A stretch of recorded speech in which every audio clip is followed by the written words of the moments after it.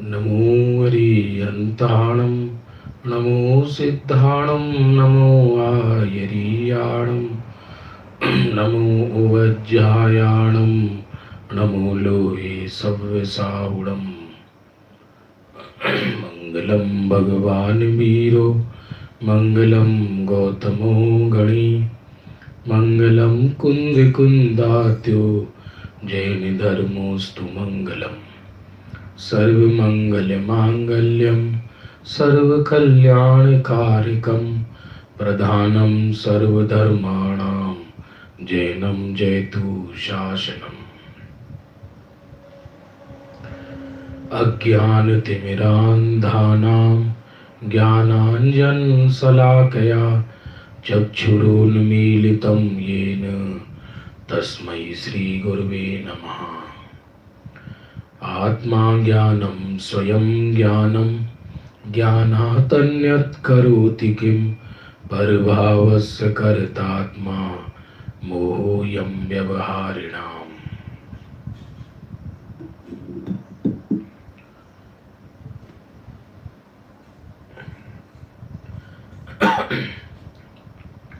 बंधुओं, प्रातःकाल के स्वाध्याय का समय हो चुका है।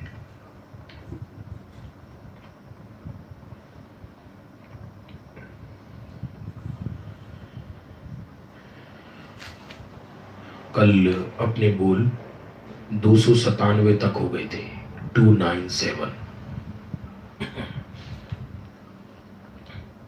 पर की तरफ उपयोग जाए तो भट्टी सा लगता है ज्ञानियों को अभिप्राय में, तभी तो उससे निकलकर अंदर आते हैं।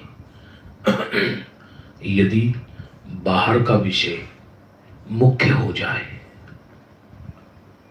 तो वो छूटकर अंदर कैसे आएंगे? व्यक्ति उसी चीज से छूटता है जब दुख भाषित होता है। अब भले ही उपयोग देव शास्त्र गुरु में जाता हो या बाहर के अन्य विषयों में जाता हो, चरणान योग की शैली से अंतर किया जाता है, लेकिन अंदर में नहीं गए तो बाहर में ही भटकेगा। कितना भी उपयोग लगाए, क्या अभव्य जीव जिनेंद्र की पूजन पाठ नहीं करते? प्रायोग्य लब्धि वाले क्या जिनेंद्र की भक्ति आदि नहीं करते? उनमें क्या शेष रह जाता है? 11 अंग 9 पूर्व वाला क्या जिनेंद्र की पूजन भक्ति पाठ आदि नहीं करता? करता है, पर सिद्धि क्या है? कुछ नहीं। हल्का फुल्का स्वभाव होता है, उसके फल में भवनत्रिक बन सकता है। यदि वो भी निर्दोष पुण्य हो तो भवनत्रिक माने भूत बन सकता है। इसलिए जिन शासन का सत्य समझना चाहिए। वस्तु व्यवस्था ऐसी है नहीं कि किसी को कुछ कोई दे दे। वस्तु व्यवस्था ऐसी है नहीं कि पर से कुछ मिल जाए। यहां तक कि परमेश्वर भी कुछ नहीं दे सकते। परमेश्वर तो ये कहते हैं चप्पा चप्पा परमेश्वर है।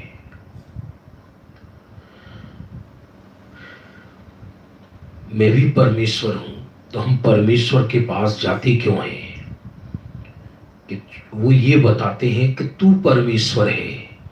इसलिए जब तक अपने परमेश्वर में नहीं रम जाती, तब तक ऐसी बताने वाली परमेश्वर के प्रति भाव आता है जो ये कहते हैं कि तू परमेश्वर है।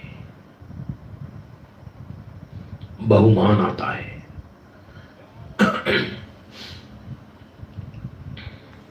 और 298 नंबर का बोल प्रारंभ होता है। 298 अद्भुत बोल है। वात्सल्य पर्व है आज, रक्षाबंधन। उसकी कथा तो शाम को सुनाएंगे।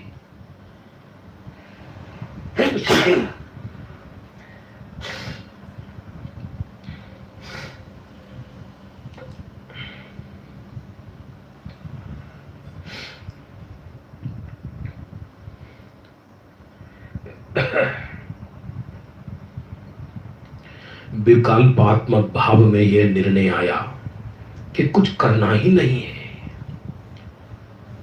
तो इतना मात्र विकल्पात्मक कर्तृत्व छूटने पर आकुलता उतनी कम हो जाती है। सुनना, बाहर विकल्पात्मक भाव में यह निर्णय आता है कि कुछ करना ही नहीं है, अभी भी जीव कुछ कर नहीं रहा, हमको ऐसा लगता है कि हम कर रहे हैं। जो भी हो रहा है उसका आत्मा ज्ञाता ही है। जीव की मर्यादा उसके विकल्पों तक, उसकी पर्याय तक, उससे आगे जीव की मर्यादा नहीं है। कुछ करना ही नहीं है, इतना तो मात्र विकल्पात्मक कर्तृत्व छूटने पर आकुलता उतनी कम हो जाती है। बाहर में यदि विकल्पात्मक निर्णय करने पर भी कि आत्मा कुछ करता ही नहीं है, कर सकता ही नहीं है, तो उतनी आकुलता कम हो जाती है। फिर विकल्प रहित निर्णय होने पर सर्वथा कर्तृत्व से छूटकर वास्तविक शांति होती है। आत्मा आत्मानुभूति का भी करता नहीं है। बनारसी दास जी ने तो लिखा है, ज्ञान भाव ज्ञानी करे। हाँ, ज्ञान कहता है ये बात को, लेकिन जो आत्मा को स्वीकार करता है, जो पर्याय अनुभूतिमय होती है, उसको ये विकल्प नहीं होता कि मैं अनुभूति कर रही हूं, बल्कि उसको तो अभेद भाव से स्वरूप में तन्मयता होती है कि मैं आत्मा हूं, पर कि कर्तृत्व का तो सवाल ही नहीं, विकार का कर्तृत्व भी नहीं। अरे पर्याय मात्र का कर्तृत्व नहीं रहा, क्योंकि पर्याय तो स्वरूप में बैठ गई जाकर। परिणाम परिणम गया, मैं ज्यों का त्यों रह गया।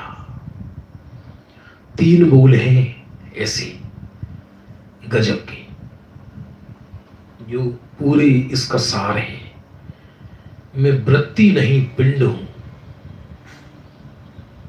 एक परिणाम परिणम गया, मैं ज्यों का त्यों रह गया। एक और है,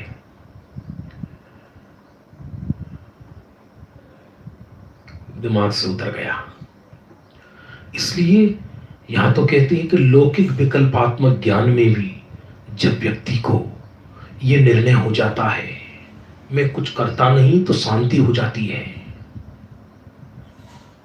सिर्फ अपने को तो आनंद पीना है। पीना क्या है? आनंदमयी तत्व होना में। कर्तृत्व के काल में भी अकर्तृत्व स्वरूप ही है, लेकिन उसे अकर्तृत्व स्वरूप का भान नहीं है, इसलिए कर्ता बनता है, करता है नहीं। यदि कर्ता हो जाए तो फिर वो सम्यक सोच कहलाए। तू माने या ना भी माने, परमात्मपना छल ना होगा। जिसकी चर्चा इतनी सुंदर, वो कितना सुंदर होगा। तू माने या ना भी माने, परमात्मपना छल ना होगा। जिसकी चर्चा इतनी सुंदर, वो कितना सुंदर होगा। तू माने या ना माने, परमात्मपना छल नहीं है। माने मैं मनुष्य हूं, मैं संजय कुमार हूं, ये छल है। मैं परमात्मा हूं, ये सत्य है। कोई इसको माने या ना माने, ये छल नहीं है। आत्मा की सत्ता से इंकार करने वाला स्वयं आत्मा होता है, अनात्मा नहीं होता। बंधु, समझ में आ रहा है? आत्मा की सत्ता को निषेध करने वाला भी स्वयं आत्मा ही होता है, अनात्मा नहीं कहलाता, वो भी आत्मा ही है। तो कर्तृत्व के काल में अभिप्राय का ही तो कर्तृत्व है, परमार्थता कर्तृत्व थोड़ी है। ज्ञानी और अज्ञानी दोनों को परमार्थता कर्तृत्व नहीं है। और जिसको ये कहा जाता है कि ज्ञानी ज्ञान भाव का करता है, सहज करता है, अर्थात होता हुआ जो परिणाम है उसका कर्तृत्व द्रव्य कहा जाता है। लहर का कर्ता समुद्र कहा जाता है, कचरे का नहीं। कचरा किसी ने डाल दिया तो कचरा कोई समुद्र की नाभि से नहीं निकला, पर और परमार्थ में अंदर समाए तो होने वाला परिणाम स्वयं हो जाता है। द्रव्य तो द्रव्य स्वरूप ही रहता है। यदि किसी को इस बात का भार हो कि मैं तो मेरे परिणाम को करूंगा क्योंकि मैं उसका करता हूं, तो वो इस कर्तृत्व के भार में विभाव को ही करेगा। अकर्तृत्व स्वरूप आत्मा में समाने पर सहज ज्ञान भाव का कर्ता होता है। उसमें उस समय भी है तो अकर्तृत्व स्वरूपी, पर्याय अपने सटकारक से स्वयं ही पैदा होती है। पर्याय को पर नहीं करता, इसलिए व्यवहार शैली में, प्रमाण शैली में यह कहा जाता है कि द्रव्य ने की। यदि द्रव्य पर्याय का कर्ता हो तो नित्य कर्तृत्व का प्रसंग आएगा, क्योंकि द्रव्य तो सदा ही विद्यमान है ना। फिर प्रश्न ये कि कौन सी पर्यायों का कर्ता हो। यदि अशुद्ध पर्यायों का कर्ता हो तो द्रव्य तो सदा विद्यमान है, तो अशुद्ध पर्याय निकलती रहे आत्मा से। और यदि शुद्ध पर्यायों का कर्ता है तो अभी वर्तमान में शुद्ध पर्यायों का कर्ता क्यों नहीं है?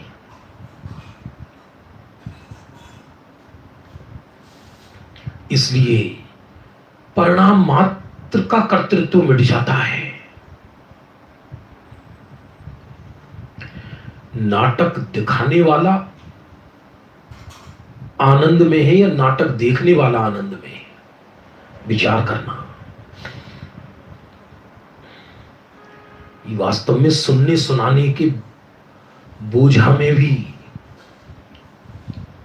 आत्मा का ज्यादा हित नहीं है। हाँ, इसमें से यदि अपना प्रयोजन सिद्ध कर ले तो हित है।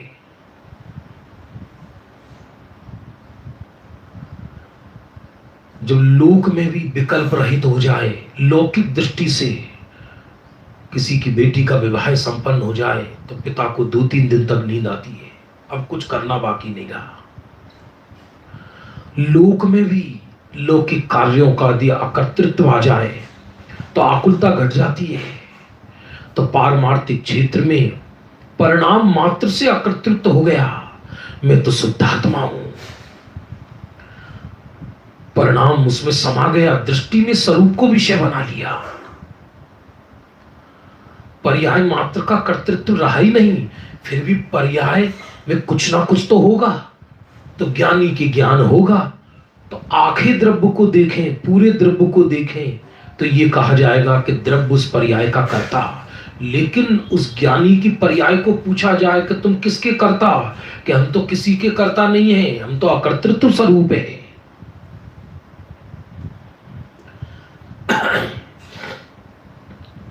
ऐसा गजब का है, अमृत है ये, अमृत। अमृत लौकिक विकल्पों में भी कितना वो है।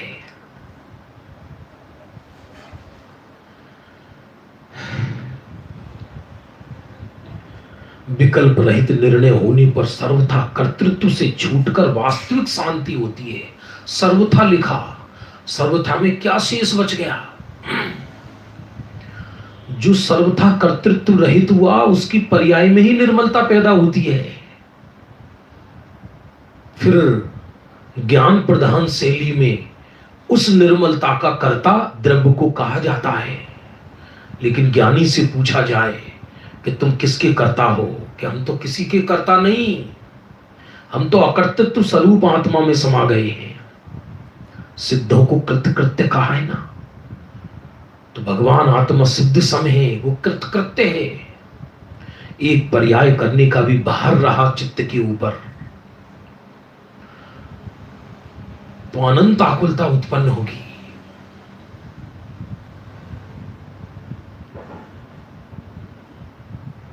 ये बिल्कुल परम अध्यात्म है बंधु, इसके बिना पार नहीं है, कल्याण संभव नहीं है इसके बिना। अभी सुबह सुबह स्वाध्याय कराते हैं तो सब तैयारी करते हैं, नहाते हैं, धोते हैं, जल्दी टेबल लगाते, माइक लगाते, स्टैंड लगाते, कितना विकल्प होता है।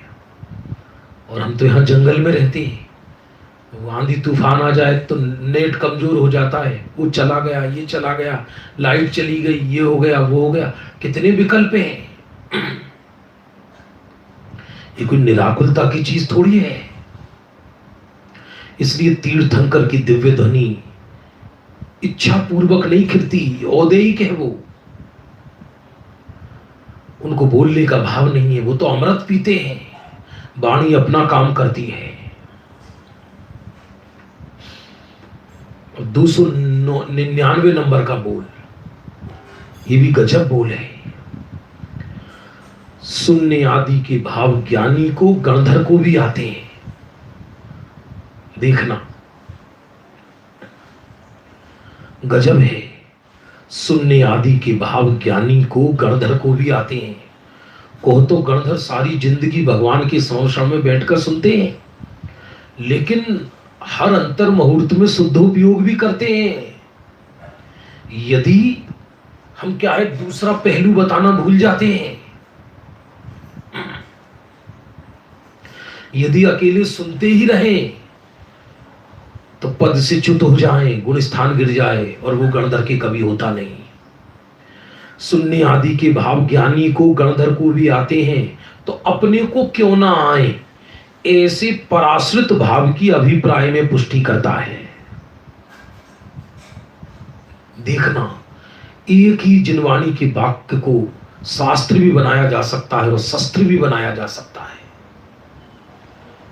कोई सौगानी जी साहब ये नहीं कहना चाह रहे कि ये सुनना छोड़कर टीवी देखना, पंचेंद्रिय के विषय कसायों में रहना। विषय तो ग्रंथों में तो व्यवहार के बहुत कथन है, उसी नियम सार में जहां क्षायिक भाव को भी परभाव कहा, उसी नियम सार में ऐसा कथन भी आता है, अरे भव से पार उतारने वाले जिनेंद्र के प्रति तुझे भक्ति नहीं आती तो तू संसार रूपी सागर में मगर के बीच पड़ा है, ऐसा कथन भी आता है। उसी पद्मनंदी पंच विशुद्धिका में जिनेंद्र की भक्ति के अद्भुत श्लोक है। उसी पद्मनंदी पंच विशुद्धिका में ऐसा लिखा, जिसकी बुद्धि शास्त्रों में विचरती है वो व्यभिचारिणी जैसी है, ऐसा लिखा स्पष्ट। और उसका अर्थ शुद्धोपयोग कराने का प्रयोजन है कि कब तक तू इसमें रहेगा। तो पराश्रित भाव सुनने और सुनाने दोनों को उपादेय मानकर अभिप्राय में इससे मेरा कल्याण होगा तो सेवन करे, तो कैसे कल्याण होगा, दृष्टि विपरीत हो गई ना। कहां तो पर को अकर्ता कहते हैं, पर का अकर्ता कहते हैं, और वहीं फिर पर से कल्याण होगा ही कैसे संभव है। तो सुनना छोड़ दे क्या, तत्काल वो ये कहता व्यक्ति, पढ़ना छोड़ दे क्या, कि अपने काल में अपना आप सुनेंगे, सुनता ही कौन है, छोड़ता ही कौन है। आप क्या हमको सुनते हो क्या, कौन किसको सुनता है, अपने काल में सुनने का परिणाम आता है। ज्ञानी उस सुनने के परिणाम, ज्ञानी को भी आता है, लेकिन उस सुनने के परिणाम को उपादेय नहीं मानते, अभिप्राय में यही मानते हैं कि कचास है, अपनी सुनना है, किसकी सुनना है। भगवान के समर्षण में कई मुनि भगवंतों को सुनते सुनते दृष्टि अंतर्मुख हो जाती है और केवल ज्ञान हो जाता है। तो सुनने से केवल ज्ञान नहीं हुआ, जिस सुनने में जो तत्व ज्ञान आया है, स्वरूप की चर्चा आई है, उसमें लीनता से केवल ज्ञान हुआ है। तो पूर्व में तो सुनना, कि पूर्व में सुनने का भाव आएगा, लेकिन इस अभिप्राय पूर्वक नहीं सुनना कि सुनने से कल्याण होगा, क्योंकि दृष्टि परावलंबी लिए समवसरण में भी बैठा रहेगा तो शुभ भाव तो होगा, लेकिन आत्म अनुभव नहीं होगा, श्रेणी नहीं चढ़ सकता। जो जो चीज पूर्व में साधक है, वही चीज बाद में बाधक है। और साधकता के काल में भी अभिप्राय में तो हे पना ही चलता है। सुनने के आदि के भाव गणधर को भी तो आते हैं, ऐसे पराश्रित भाव की पुष्टि करता है। नहीं आते ऐसा नहीं कह रहे। उसी पद्मनंदी पंचविंशतिका में ऐसा कहते हैं, धन्य है जो शुद्धात्मा की बात भी करता है, वो निकट भव्य है, ऐसा लिखा। जो शुद्धात्मा की चर्चा बात भी करता है, वो निकट भव्य है।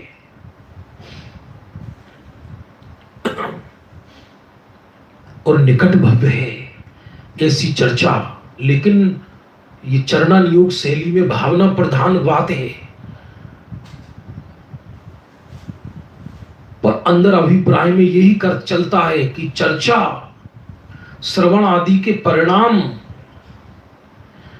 ये पराश्रित है।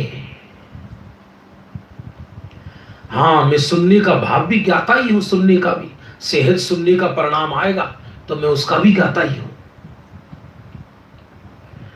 बहुत अद्भुत विषय है बंधुओं, बहुत शांति से श्रवण का है। अब आगे 3 से नंबर का बोल और अद्भुत है।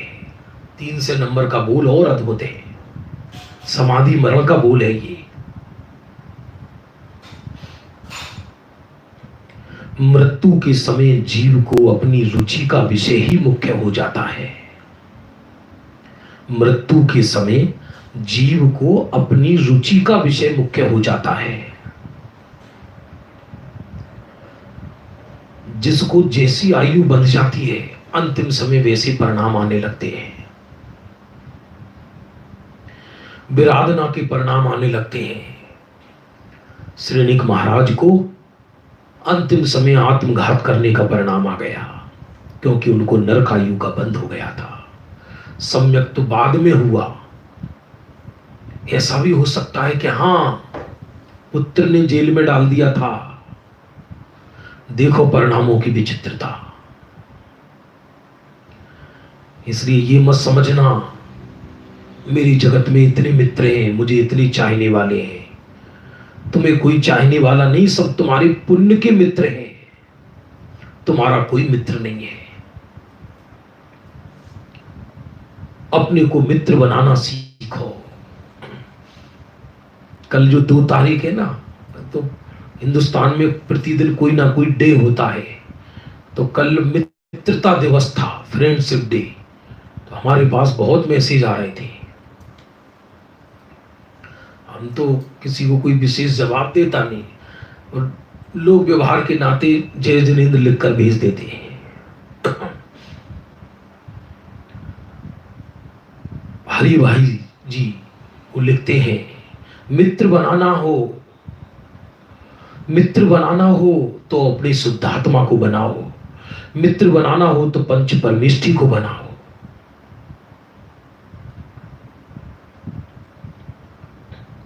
यहां तो क्या कहते हैं कि जैसी आयु बंध जाती है, अंतिम समय वही रुचि हो जाती है। व्यक्ति उन्हीं परिणामों में देह छोड़ता है। उन्हीं परिणामों में भले ही बाहर में कितनी भी धर्म कर्म क्रिया करता नजर आए, कोई हम ही नहीं है जगत में धर्म क्रिया करने वाले। कितनों को काल खा गया, मिट्टी में समा गए सबके सब। इतिहास उठाकर देखो, भरा पड़ा है। अभी कोई नाम लेवा पानी देवा पैदा नहीं है, और कदाचित कोई नाम लेवा हो भी, उससे क्या फर्क पड़ता है। भोगेगा तो उसी कष्ट को जीव जिस गति में गया है।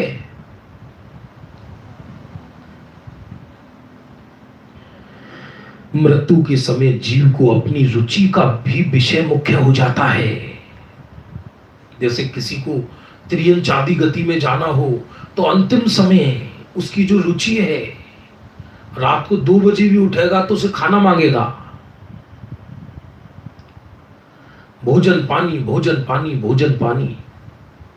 अभी याद आया, आज हमारे श्रीमद राजचंद्र साधना केंद्र भुज, श्रीमद राजचंद्र साधना केंद्र भुज, अकेला दिगंबर एक जैन मंदिर है पूरे कच्छ प्रांत में। उसकी प्रतिष्ठा कराई थी हमने। वहां गुरु जी रहते हैं गांगजी भाई, अपने गुरुदेव का सीढ़ी प्रवचन चलता है। उसके प्रमुख पोपट लाल भाई 66 दिन के उपवास के बाद आज रात्रि में 10:30 बजे उन्होंने देह छोड़ा। 66 दिन का उपवास, और चेहरे पर जरा भी खेद नहीं, प्रसन्नता पूर्वक। परसों तो फोटो आए उनके मेरे पास, बिल्कुल शुद्धात्मा की चिंतन करते करते देह छूटा है। कोई डॉक्टर नहीं, कोई इंजेक्शन नहीं, कोई गोली नहीं, कोई दवा नहीं, कुछ नहीं, कोई खेद नहीं, और आवश्यकों को करते करते। और ऐसा नहीं कि जबरदस्ती दिलाई संलेखना, उन्होंने कहा मुझे संलेखना लेना है।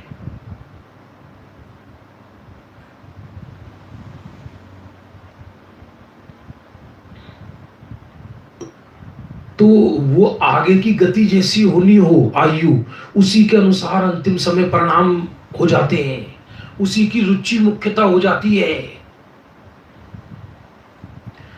यदि त्रियंचाती गति का बंद हो जाता है तो कष्ट थोड़ा हो पर आकुलता ज्यादा होती है। देह में कष्ट तो राग का है, कष्ट न देह में न आत्मा में, कष्ट तो राग का है।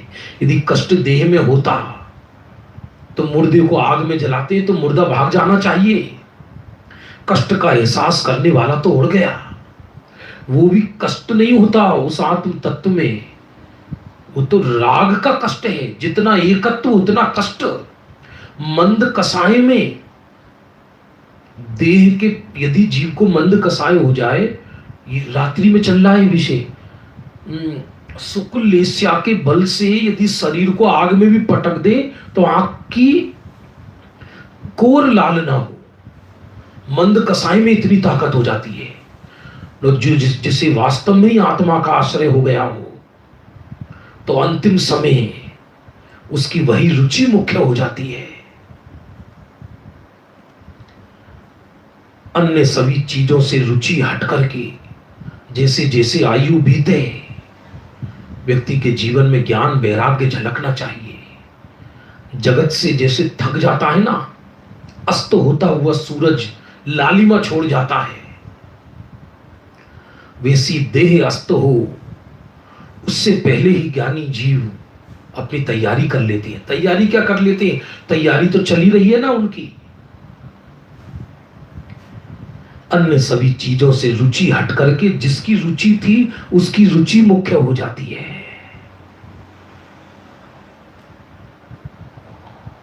पोपट भाई जो गए हैं, लोग उनको तत्व ज्ञान सुनाने जाते तो क्या सुना रहे हो हमें, हम सब समझे हुए, शांत रहो। जिन्होंने सारी जिंदगी आराधना की हो उन्हें कौन सुनाएगा? वो ये तो बाहर चरणन योग की शैली में कहा जाता है।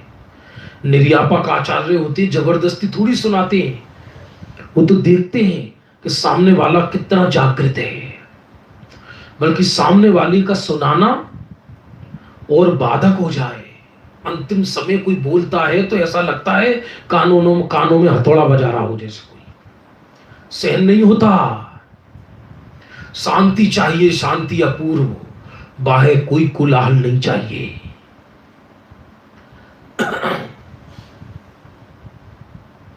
किसी को हो सकता है किसी को सुनने में अच्छा भी लगे, लेकिन जिसकी अंतरंग में तीव्र तैयारी हो गई जो अपने को आत्मा ही मान रहा है उसको बार बार तुम ये कहो कि तुम आत्मा हो, अरे भाई क्यों डिस्टर्ब कर रहे हो?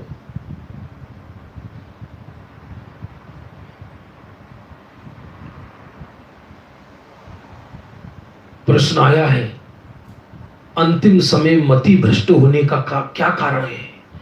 खोटी आयु का बंद हो जाए ये कारण है।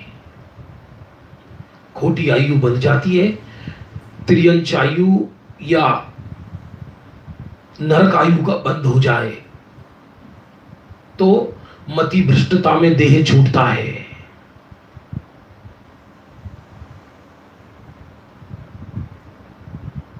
पाप के परिणाम मुख्य हो जाते हैं, तृष्णा के परिणाम मुख्य हो जाते हैं। अरे क्या लेना देना?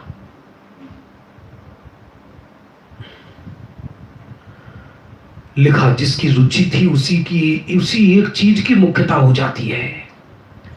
ऐसे जिसको आत्मा की रुचि है उसको मृत्यु के समय अपना आत्मा ही मुख्य हो जाता है। वैसे तो अन्य समय भी उसको आत्मा की ही मुख्यता थी। अन्य समय भी ज्ञानी को 24 घंटे आत्मा की तो मुख्यता है। कोई ज्ञानी कोई मरने की तैयारी थोड़ी करते हैं। मैं आत्मा हूं, ये अवीक्षण ज्ञानोपयोग यही समाधि की तैयारी है। जिसको जीना आता है वही मर सकता है। मरता क्या है? देह मरता है, मरी हुई चीज मरती है। वो तो उस मरण का भी ज्ञाता है। देह के पोषण के परिणाम समाप्त हो जाते हैं। ये अंदर विवेक चलता है। जैसे जैसे देह छीन होता है तो देह पोषण के परिणाम खत्म हो जाते हैं। क्योंकि ज्ञानी भी देह को तभी तक आहार पानी देते हैं जब तक उससे धर्म हो रहा हो, व्यवहार भाषा में।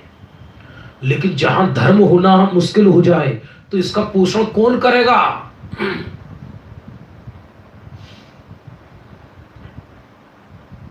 जो औषधि ना रहकर जहर का काम करने लगे फिर उस औषधि को कौन सेवन करेगा?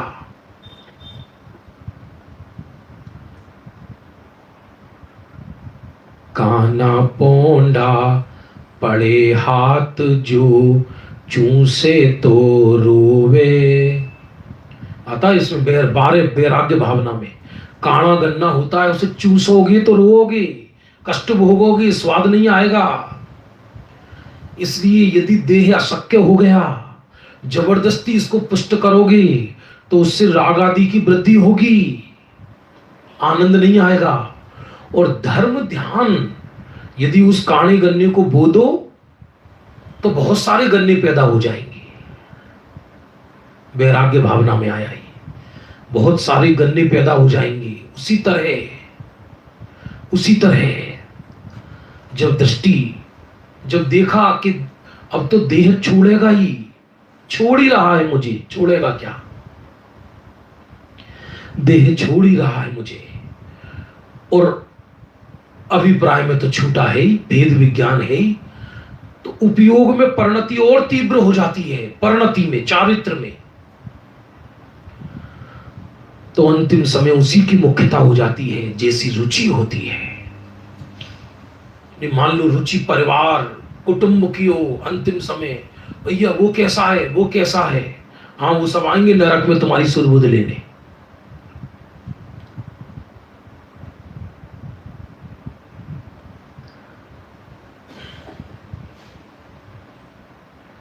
बहुत विचित्रता है।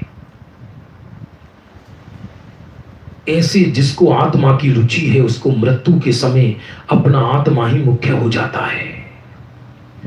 उस समय तो सब कुछ समेट लेना, उस समय ज्यादा कुतर्क मत करना, सब कुछ समेट लेना। समेट लेना माने वो उपयोग की तरफ से कथन है।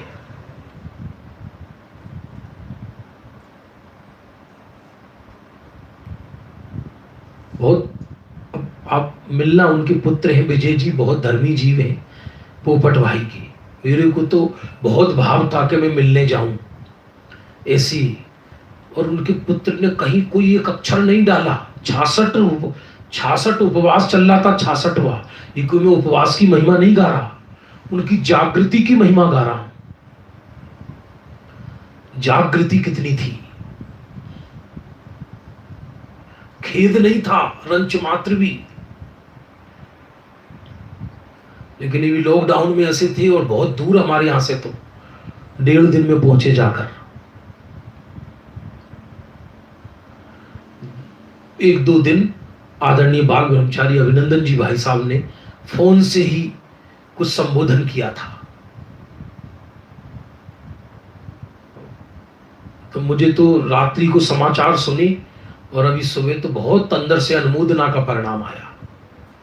ऐसे जीव ही आराधकों और साधकों के लिए आदर्श होते हैं। बाहर में अंदर के परिणाम वो जाने क्या थे। इसलिए उसको मृत्यु के समय अपना आत्मा ही मुख्य हो जाता है। उस समय तो सब कुछ समेट लेना, सब समेट लेना, क्या परिग्रह समेट लेना? अरे परिग्रह तो छूटेगा सब। अपना उपयोग समेट लेना, दृष्टि समेट लेना, वृत्ति समेट लेना। गुरुदेव स्वाध्याय व्याख्यान प्रवचन करते करते ये कभी कभी बोलते हैं, अरे मरी ने ढोर धसे, मर के त्रियन चौनी में ढोर हो जाएगा, कोई उठाने वाला नहीं मिलेगा। बड़ी बड़ी चारों गतियों के कष्टों को देखो तो आंखों में से पानी आएगा। एक भजन चलता है, गुरुदेव के समय चलता था, हमने तो गुरुदेव को नहीं देखा। तो जब गुरुदेव का स्वर्गवास हुआ उस समय समझ लीजिए 4-5 बार, हमें तो जानते ही नहीं थे। तो बहुत बाद में मालूम पड़ा गुरुदेव नाम के कोई महापुरुष हैं। उस समय कोई एक गीत गाता था व्यक्ति, क्या गाता था? हे भवी तेरे कष्टों को देखकर ज्ञानियों की आंखों में आंसू आ गए। आंसू तो कष्ट भोगने वाले को भी आते हैं, लेकिन वो क्षणिक होते हैं, क्षणिक होते हैं, आते हैं और चले जाते हैं। फिर मस्त हो जाता है उदय में, फिर मस्त हो जाता है उदय में, क्योंकि क्षणिक पर्याय में ही लीन है अज्ञानी। क्षणिक पर्याय में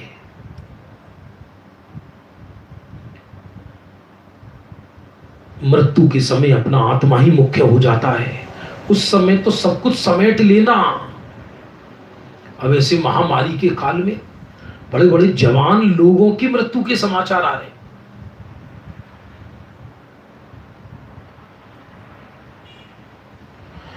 बड़े बड़े जवान लोगों की मृत्यु के समाचार आते हैं, तो सुनकर ऐसा लगता है एक दिन सबका ही ऐसा होना है, देह छूटेगा। और समझना, अंतर मुहूर्त में सारे प्रसंग बिखर जाते हैं, सारे संयोग बदल जाते हैं। परिणामों के अनुरूप कहो तो उसी मोहल्ले में कूतड़ा बन जाए, परिग्रह की तृष्णा से चूहा बन जाए, कदाचित थोड़ा बहुत हल्का फुल्का पुण्य भी किया हो तो व्यंतर आदि गतियों में चला जाए, और कदाचित स्वर्ग चला भी गया तो बिना सम्यक्त्व के है क्या? ते चे थावर तन धरे, यो परिवर्तन पूरे करे। वहां से भी च्युत होकर पंच परावर्तन करता है, स्थावर्तन धर लेता है। जो विमान बासी हु थाए, सम्यक दर्शन बिन दुख पाए। विमानवासी भी हो गया, नहीं साहब हम तो विमानवासी होंगे। अनंत बार हुआ है विमानवासी। विमानवासी वहां भी बिना सम्यक्त्व के दुखी है, क्योंकि विषय कसाय में लीन है तो दुखी तो है। वो भी कितने अनंत अनंत काल बीत गए, तो स्वर्ग का काल वो भी बीत जाएगा। याद रखना बंधुओं, सुख के समय, साताकी में समय लंबा आयु भी वही निकल जाती है, और असाता के समय क्षणिक आयु भी पहाड़ जैसी लगती है।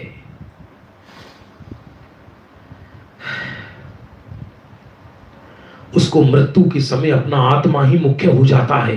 ज्ञानी को या जिसकी यह सम्यक सन्मुख को, रुचिवंत को, उस समय तो सब कुछ समेट लेना। दूसरे से कहे कि मुझे सुनाओ, तो उसकी योग्यता भी उसी प्रकार की है, तभी ऐसे विकल्प आते हैं। और यदि तीव्र पुरुषार्थी हो तो दूसरे को यह भी ना कहे कि मुझे सुनाओ। विचार करना, अंतिम समय ऐसा भी हो सकता है कदाचित कि हमारे सामने कोई ना हो, ऐसा भी हो सकता है। ये पराश्रितता भी रखने की आवश्यकता नहीं है कि मुझे अंतिम समय धर्मी मिले। भावना तो यही भाई जाएगी चरणान योग में, धर्मात्मा निकट हो, चर्चा धर्म सुनावे, वे सावधान रखे, गाफिल न होने पाऊं।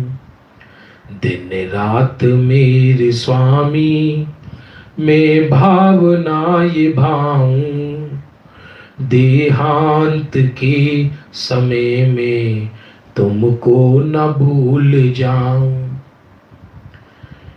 ये समाधि मरण पाठ भी करे तो अंदर शोक रस पुष्ट नहीं होना चाहिए। भैया अब हम जा रहे हैं, अब सब परिग्रह छूट जाएगा, अब सब संयोग छूट जाएंगे। अरे हंस उड़ रहा है, संयोग तो किसके थे? संयोग साथ रहते हुए भी संयोग किसी के हुए थे क्या? भ्रम ही तो था। और ये तो भी एक जन्म के संयोग छूटने से घबरा रहा है, अनंत जन्मों में इंद्रों के महलों को छोड़ छोड़ कर आया है। इंद्रों के महलों को छोड़ छोड़ कर आया है। अकेला हंस सैलानी उड़ जाता है, काया पड़ी रह जाती है। रागी मोही रोते रहते हैं, वो भी कितनी देर रोएंगे। चलो भैया, मोहल्ले वाले कहते हैं चलो भैया चलो भैया, अब जो होना था वो हो गया। जगत का वो देखो, आप जगत का स्वरूप देखो, विश्व का स्वरूप देखो। ये दुनिया चलती रहती है, किसी के देह छोड़ देने से दुनिया नहीं रुक जाती, अनवरत चलती रहती है। इसी का नाम दुनिया है। कोई तुम्हारे लिए पैदा हुआ है, इस भ्रम में मत रहना। कोई हमारी स्तुति क्यों करे, कोई हमारी सेवा क्यों करे, ये परिणाम ही गलत है। ऐसा हो सकता है कि अंतिम समय कोई पास ना आए, अंतिम समय कोई सामने ही ना हो सकता है। तो भी तुम तैयार रहना। और हो सकता है अंतिम समय बहुत साधर्मियों की भीड़ हो तो सुगति दिला देंगे, ऐसा नहीं है। और कोई ना हो पास में तो कुगति हो जाएगी, ऐसा नहीं है। ये तो अपनी रुचि पर निर्भर करता है। अंतिम समय हमारी किसकी रुचि है? हमने वास्तव में आत्मा की आराधना की है या नहीं की है, या केवल जीवन भर मेंटली मनोरंजन किया है?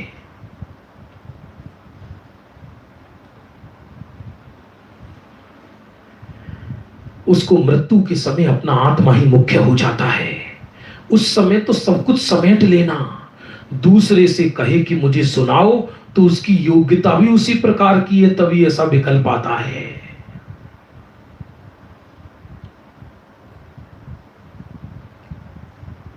ये बोल बहुत 300 नंबर का बोल बहुत प्रेरणादायक है। हमारी अभी इंद्रियां स्वस्थ हैं,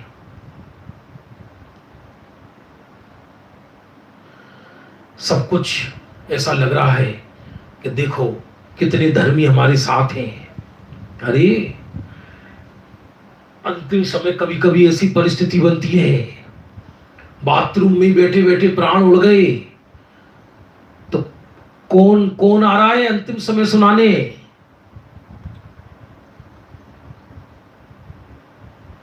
कौन आ रहा है? सारा जगत मेरी प्रशंसा करे, मैं बहुत धर्मी हूं, ये बहुत धर्मी है, बहुत धर्मी है।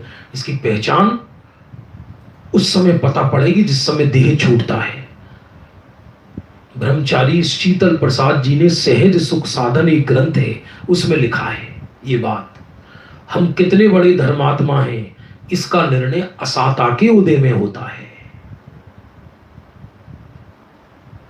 जिस समय साता है, बाहर में शरीर स्वस्थ है, समय पर खाने को मिल रहा है, सब जी हजूरी हो रही है,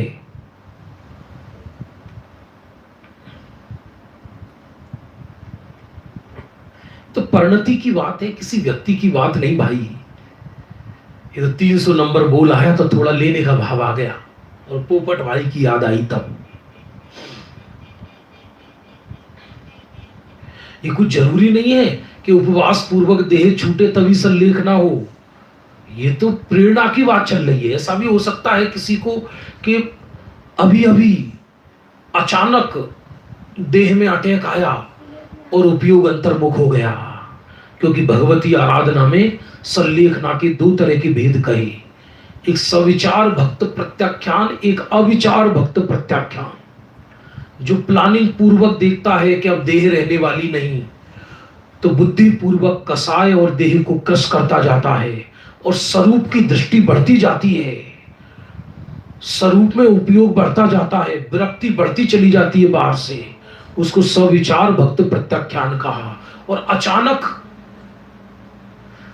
चला चली हो जाए, अचानक कल्पना करो तो रोटी नहीं खबेगी ढंग से, विचार करना। अरे सब अभी तो बैठे थे सीधे साधे, अभी तो बैठे थे, ऐसा लोग कहते अभी तो थे, अभी तो हम बात करके ही आए थे, अभी तो नमोकार मंत्र पढ़ रहे थे। तो अचानक देह छूटे तब क्या होता है कि वो जो तुमने आराधना की पूरी जिंदगी, उसकी मुख्यता वो अचानक भी हो जाएगी। जैसे अनंग धरा, सल्लेखना तो ज्ञानी को ही होती है नियम से, और वो भी यदि सल्लेखना का नियम मुख्यतया से तो पंचम गुण स्थान में बताया है।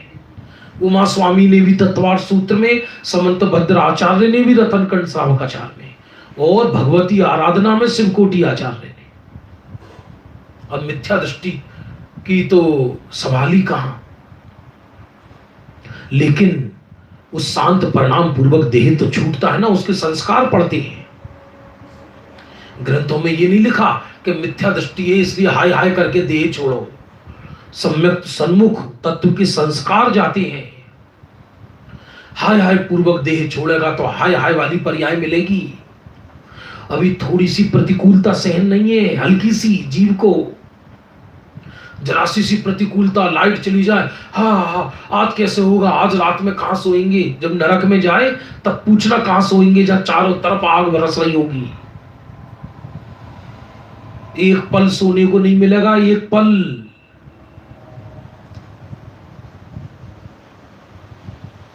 जरा सी प्रतिकूलता हो, इष्टोपदेश ग्रंथ में आया है कि जो घर गृहस्थी में प्रतिकूलता के काल में आराधना नहीं करते, उनको संयम लेने की भावना उत्पन्न नहीं होती, संयमी नहीं हो सकते वो कदाचित हो भी गए तो उनके शिथिल होने का अवसर है।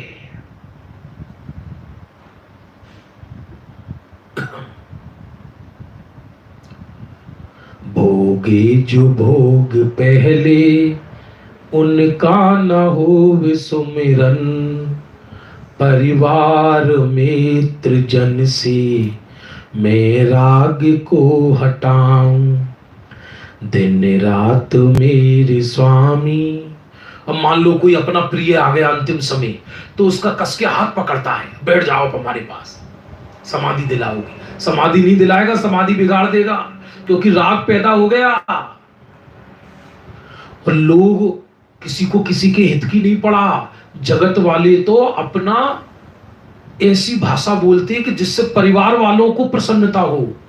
उस छपक के साथ क्या होगा ऐसा कोई हित नहीं करता। ए भैया कोई बात नहीं, इंजेक्शन लगवा दो, ये ऐसा करवा दो, अरे दो लाओ हम खिलाएंगे इनको, लाओ। अब वो जो 7 दिन 8 दिन 10 दिन से अपनी इच्छा निरोध कर रहा था, विल पावर बढ़ रही थी, वो सारी आके तोड़वा दिया के, और लो हम खिलाएंगे, हम इनको अमर करेंगे, आओ लाओ। तो लोगों को लगता है ये हितैषी आया है। अरे ज्ञानी का हितैषी ज्ञानी ही हो सकता है, कौन समझे वरना इस बात को। भोगे जो भोग पहले उनका न हो विसुमिरन, मैं राज्य संपदा या पद इंद्र का न चाहूं। समय हो रहा है बंधु। आज एक तो कल रात्रि में पोपट भाई जो प्रधान थे मुमुक्षु आश्रम श्रीमद राजचंद साधना केंद्र भुज, 66 उपवास और पूर्वक शांत परिणाम पूर्वक तत्व ज्ञान के चिंतन मंथन श्रवण पूर्वक देह छोड़ा। हम उनकी दिवंगत आत्मा को शीघ्र ही निर्वाण प्राप्त हो, ऐसी भावना बातें हैं। आज वात्सल्य पर्व भी है। आज मुनिराजों पर उपसर्ग दूर हुआ। वो मुनिराज भी संलेखना में लेकर बैठ गए थे। सोचा जब तक ये उपसर्ग है तब तक अन्य जल का त्याग कर कर स्वरूप में समा गए थे। अकंपनाचार्य आदि महान 700 मुनि भगवंत। विष्णु कुमार जी को विचार आया कि अरे इतने मुनि भगवंतों का विरह होगा तो मोक्ष मार्ग दुर्लभ हो जाएगा, इसलिए अपना पद छोड़कर उनकी रक्षा करने आए। भाई बहन का पर्व तो एक उपचार से, एक लौकिक परंपरा से चल पड़ा। वास्तव में तो धर्म प्रेम है। धर्मी की प्राण देकर भी रक्षा की जाती है। इसकी विशेष चर्चा आज हम 2:30 बजे भी करने वाले हैं। 2:30 से 3 तक रक्षाबंधन की जो ई रक्षाबंधन शिविर चल रहा है खनिया दाना में, उसकी जूम आईडी पर भी सुनने को मिलेगा और हमारे इस चैनल पर भी सुनने को मिलेगा। और रात्रि में आज 7:15 बजे पूरी विस्तार से कथा सुनाएंगे। निश्चय वात्सल्य क्या है, व्यवहार वात्सल्य क्या है और ये पर्व क्या है। अभी हमारा समय हो गया। निज निधि निज में बताई, यह अनंत उपकार है, उसके लिए जिन वाणी मां को वंदना सतवार है।